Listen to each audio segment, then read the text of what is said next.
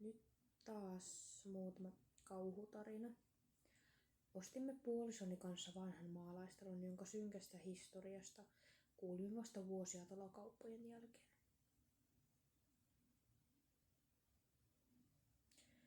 Aloimme selvittää talon historiaa alkaessamme kuulla öisin outoja ääniä talossa.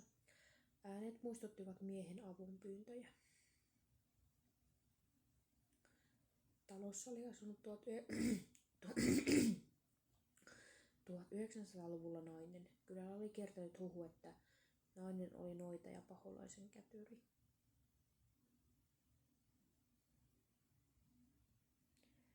Karmein huhu liittyi naisen puolisoon.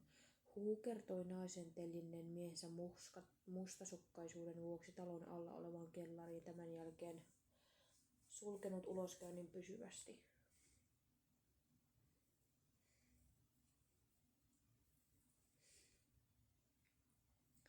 Tätä ennen nainen oli tarinan mukaan tehnyt talossa muutostöitä. Kellariin oli avattu talon käyttämättömän takan kautta pääsy pienten ilmaluukkujen kautta.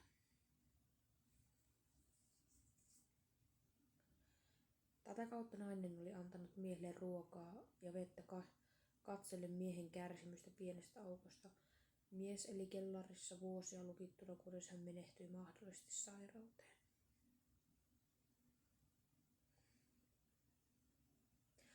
En tiedä, pitikö tarina paikkaansa. Löysin kuitenkin pihalta talon viereen istutun tiheän kasvoston takaa tellityn kellarin oven. Emme koskaan halunneet yrittää avata tätä ovea.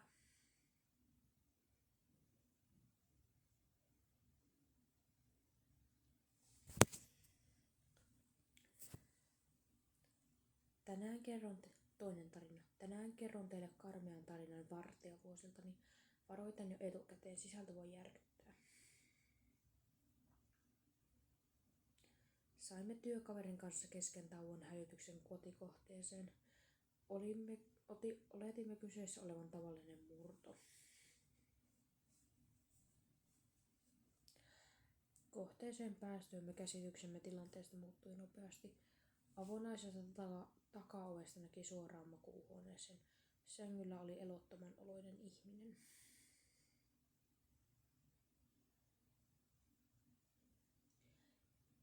Siirryimme makuuhuoneeseen, nopeasti totesimme henkilön kuolleeksi. Hänen kaulallaan näkyi valkeaa pölyä ja selkeät kuristusjäljet.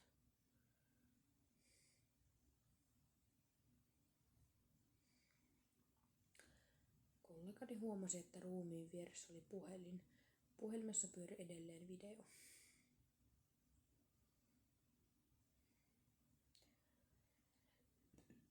Meillä oli kielto koskea esineisiin, mutta tästä huolimatta työkaveri otti puhelimen käteen.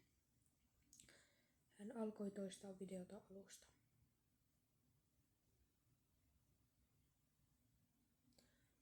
Video oli erittäin outo. Videolla näkyi valkeat hanskoin verhoamat kädet. Mystinen musiikki soi taustalla. Videon loppupuolella joku kuiskaili videolla: "Katso käsiä, katso käsiä, katso käsiä."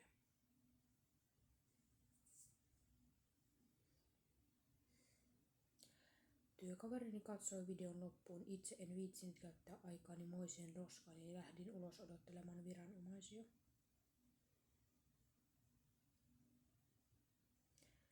Seuraavana päivänä odottelin työkaveria jälleen iltavuoron kanssani. Hän ei kuitenkaan koskaan saapunut. Työkaveri löytyi myöhemmin samana iltana kotoaan sängystä kuolleena, kaulassa valkeaa pölyä ja kuristusjäljet. Kertoman mukaan sama video pyöri hänen puhelimessaan ruumiin löytymishetkellä. Toivottavasti kukaan ei katsonut sitä. Tämä video alkaa nyt olla tässä.